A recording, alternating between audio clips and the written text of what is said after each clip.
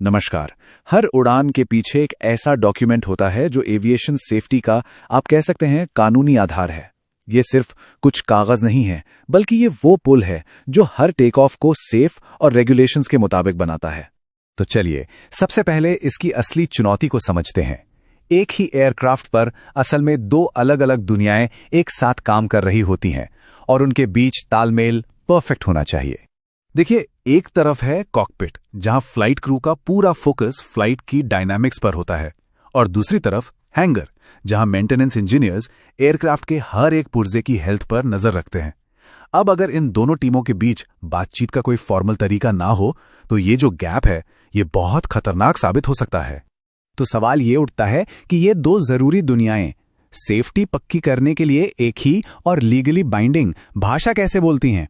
खैर, इसका जवाब एक ऐसे सिस्टम में है जिसे कानून ने ही बनाया है, सिर्फ इसी गैप को भरने के लिए। और यहीं पे इस पूरी कहानी के हीरो की एंट्री होती है। ये है एयरक्राफ्ट टेक्निकल लॉगबुक, जो कमर्शियल एयर ट्रांसपोर्ट के लिए पहला और सबसे अहम लीगल इंटरफेस है। रेगुलेशन MA-306 के मुताबिक एयरक्राफ्ट टेक्निकल लॉग सिस्टम सिर्फ रिकॉर्ड रखने वाला एक टूल नहीं है। नहीं, ये एक लाइव, डायनामिक और कानूनी तौर पर जरूरी कम्युनिकेशन ब्रिज है जो फ्लाइट ऑपरेशंस को मेंटेनेंस से जोड़ता है।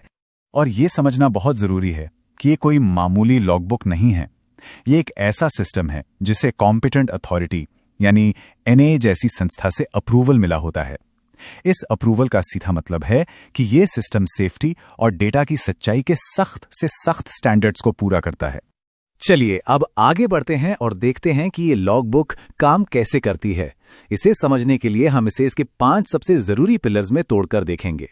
तो ये 5 पिलर्स हैं: फ्लाइट की जानकारी, मेंटेनेंस का स्टेटस, सपोर्ट के लिए निर्देश, टाले गए डिफेक्ट्स यानी डिफर्ड मेंटेनेंस आइटम्स, और हाँ, सबसे जरूरी certificate of release to service, जिसे हम CRS कहते हैं। ये सब मिलकर एयरक्राफ्ट की हेल्थ और उड़ान के लिए उसकी तैयारी की एक बिल्कुल साफ तस्वीर देते हैं। इन सभी पिलर्स में से एक ऐसा है जो आखिरी सेफ्टी गार्ड का काम करता है, certificate of release to service या CRS। और यहां एक गोल्डन रूल है, कोई भी एयरक्राफ्ट बिना वैलिड CRS के उड़ान नहीं भर सकता। बस ये मेंटेनेंस टीम की तरफ से आखिरी और लीगल डिक्लेरेशन है। ये इस बात का सर्टिफिकेट है कि सारा मेंटेनेंस रेगुलेटरी स्टैंडर्ड्स के हिसाब से पूरा हो चुका है और एयरक्राफ्ट उड़ने के लिए बिल्कुल फिट है। ये पार्ट 145 के तहत एक जरूरी शर्त है और इसके बिना एयरक्राफ्ट को फौरन ग्राउंड कर दिया जाता है।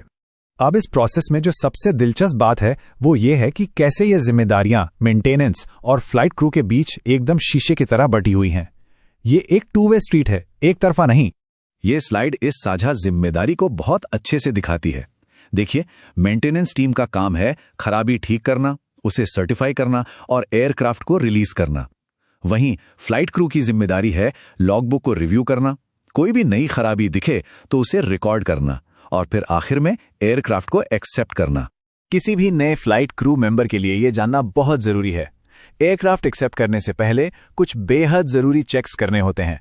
पहला, एयरक्राफ्ट का करंट स्टेटस वेरीफाई करें। दूसरा, चेक करें कि कोई मेंटेनेंस ड्यू तो नहीं है। तीसरा, जितने भी टाले गए डिफेक्ट्स हैं उन्हें मिनिमम इक्विपमेंट लिस्ट यानी MEL के हिसाब से रिव्यू करें। और चौथा, कंफर्म करें कि एक वैलिड CRS मौजूद है। और मान लीजिए फ्लाइट के दौरान कोई खराबी मिलती है तो उसे लॉगबुक में एकदम सही दर्ज करना होता है। किसी डिफेक्ट को टाला तभी जा सकता है जब वो सेफ्टी से कोई समझौता ना करे, वो MEL की लिमिट्स के अंदर हो और उससे जुड़ी सभी ऑपरेशनल पाबंदियां साफ साफ नोट की गई हों। ये जानकारी अगली क्रू की सेफ्टी के लिए बहुत बहुत जरूरी है। लेकिन तब क्या होता है जब कम्युनिकेशन की एक कानूनी और जरूरी कड़ी टूट जाती है? जरा इस सिचुएशन के बारे में सोचिए। एक पायलट को शक है कि हार्ड लैंडिंग हुई है, लेकिन वो मेंटेनेंस को सिर्फ जुबानी तौर पर बता देता है। लॉगबुक में कोई एंट्री नहीं की जाती। नतीजा, अगली क्रू को एयरक्राफ्ट में छुपे हुए स्ट्रक्चरल डैमेज के बारे में कुछ भी पता नहीं होता और अगली फ्लाइट एक बहुत बड़े खतरे में पड़ जाती है। या फिर ये सिचुएशन देखिए, मेंटेनेंस एक टेम्परेरी फिक्स तो कर देता है लेकिन CRS इशू नहीं करता। या फिर किसी डिफेक्ट को बार बार उसकी MEL की एक्सपायरी डेट के बाद भी टाला जाता रहता है। इसका मतलब साफ है, एक ऐसे एयरक्राफ्ट को उड़ने के लिए भेजा जा रहा है जो कानूनी तौर पे अनएवर्दी है। ये नियमों का सीधा उल्लंघन है। ये सारे सिनेरियो इस बात पे जोर देते हैं कि लॉगबुक की सच्चाई और ईमानदारी कितनी जरूरी है, और यही हमें इसके सबसे बड़े नियम की ओर ले जाता है। एक टेक्निकल लॉग की कहानी इंजन बंद होने के साथ खत्म नहीं होती। इसकी जवाबदेही सालों तक चलती है। नियमों के मुताबिक टेक्निकल लॉग सिस्टम को कम से कम 36 महीने यानी 3 साल तक संभाल कर रखना ही होता है। ये नियम NAA ऑडिट्स और किसी भी घटना के बाद होने वाली सेफ्टी इन्वेस्टिगेशंस के लिए पूरी ट्रेसेबिलिटी पक्की करता है। इससे हर उड़ान की कानूनी जवाबदेही बनी रहती है। तो आखिर में पूरी बात इन 3 सिद्धांतों पर आके टिकती है: ट्रांसपेरेंट कम्युनिकेशन, रेगुलेटरी कंप्लायंस और सेफ्टी, जिसके साथ कोई समझौता नहीं हो सकता। हर एक एंट्री सिर्फ एक रिकॉर्ड नहीं है, ये अगली क्रू और उसमें बैठे पैसेंजर्स की सेफ्टी का एक वादा है। तो क्या ये सिर्फ एक लॉगबुक है, या ये सेफ्टी की आखिरी दीवार है? जब हम कॉकपिट और हैंगर के बीच बने